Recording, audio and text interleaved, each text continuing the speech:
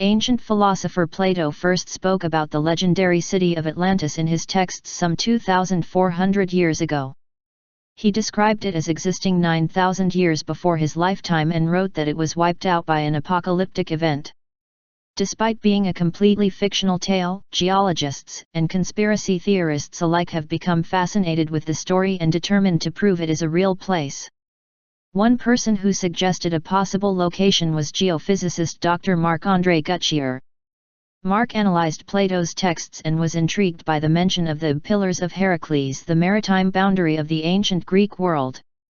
He believed this boundary could have been the Strait of Gibraltar, a narrow strait that connects the Atlantic Ocean to the Mediterranean Sea and separates Gibraltar and peninsular Spain. And to add further weight behind the conspiracy, Marc believed there was a submerged bank of land at the opening to the strait, off Cape Spartel. Channel 5 series Drain the Ocean explored Marc's theory with the use of cutting-edge mapping software. The show used technology to produce an image of what the sea would look like if it was drained, leaving what was submerged to come to light. When they mapped Marc's pinpointed area, they did find a large landmass.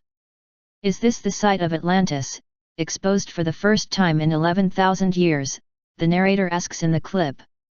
Marc then starts speaking about how Plato said Atlantis was destroyed by strong earthquakes and floods. That matches the location of the island, given it is situated on the boundary of two tectonic plates, an area where huge earthquakes are most common. But there is one problem with the theory.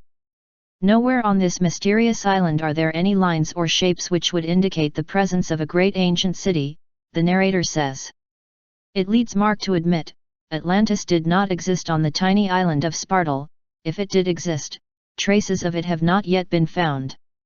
Mystery still surrounds the island, though. There may be no trace of a city built out of stone, but evidence found on land nearby suggests that during the Stone Age, when sea levels were much lower, people did live here, the narrator concludes.